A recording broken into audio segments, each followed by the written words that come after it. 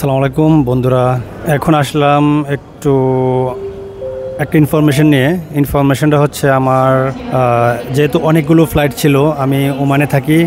Oman থেকে আসছি গত মাসের 10 তারিখ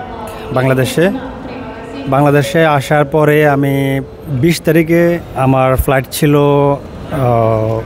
থাইল্যান্ড থেকে আবার ফিলিপিন্স থেকে মালয়েশিয়া থেকে ইন্দোনেশিয়া। এখন প্রবলেমটা হচ্ছে আমার যে এতগুলো ফ্লাইট, আমি যখন টিকিটটা বুক করি ওমানে, আমার যে ট্রাভেল এজেন্ট ছিল ওকে আমি বারবার বলছি যে রিভিউ করার জন্য, যাতে কোনো প্রবলেম না ফেস করি। তো ও এখানে দুইটা ভুল করছে।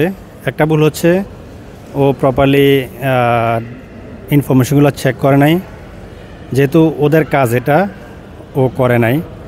দ্বিতীয়ত হচ্ছে আমি ওকে বলছিলাম যে থাইল্যান্ড থেকে আমি ফিলিপিন্স যাব, ফিলিপিন্স থেকে আমি ইন্দোনেশিয়া চলে আসবো ডাইরেক্ট, মালয়েশিয়া না এসে।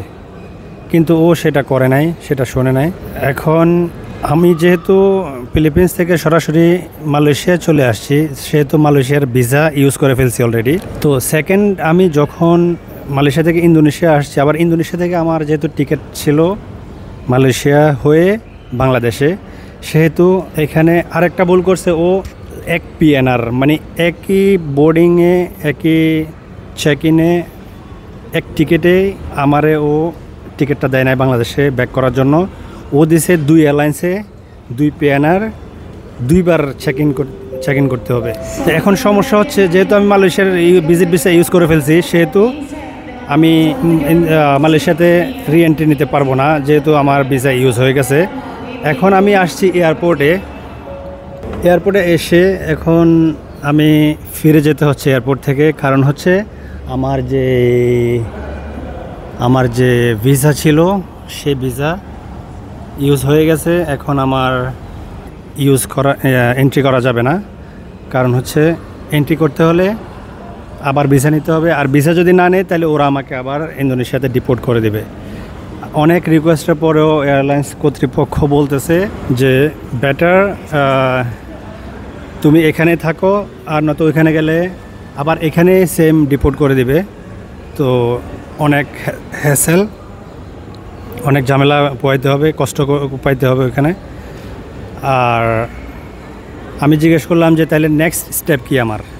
ও বলছে যে এখন নেক্সট স্টেপ হচ্ছে, হয়তো যদি 2 এয়ারলাইন্সের দেশে যাও তাহলে তুমি আরেকটা ভিসা নিতে হবে মালয়েশিয়ার জন্য। আর যদি একই এয়ারলাইন্সের দেশে যাও তাহলে একবারই চেক ইন, এক পিএনআরে 2টা টিকিট, এখান থেকে জাকার্তা থেকে কুয়ালালামপুর থেকে বাংলাদেশ ঢাকায়। তো শেষ পর্যন্ত আমি এয়ারপোর্ট থেকে ব্যাক করতে বাধ্য। এখন যেহেতু আমার ওরা দিবে না, যেহেতু সিস্টেম নাই। মালয়েশিয়ার আইন কানুন একটু ডিফারেন্ট অন্যান্য দেশ থেকে। তো এখন আমি আবার নতুন করে টিকিট নিতে হবে।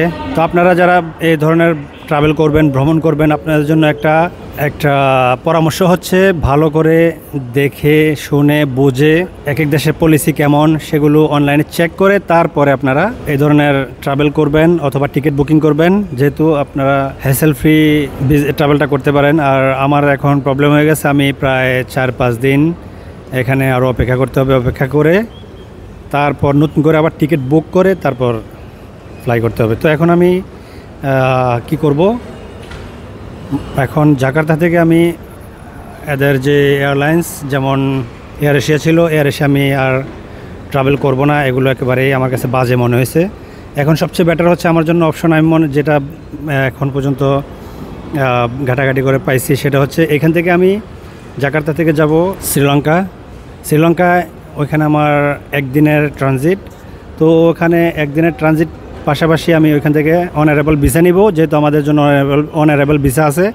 1 দিনের অনারেবল ভিসা নিয়ে তারপর ওইখানে 1 দিন থেকে ওখান থেকে আবার ঢাকা যাব। তো বন্ধুরা, আশা করি আপনাদের একটু হলেও উপকারে আসবে ইনফরমেশনগুলো, তথ্যগুলা। ধন্যবাদ ভিডিওটা দেখার জন্য। ওকে, আসসালামু আলাইকুম, সবাই ভালো থাকবেন।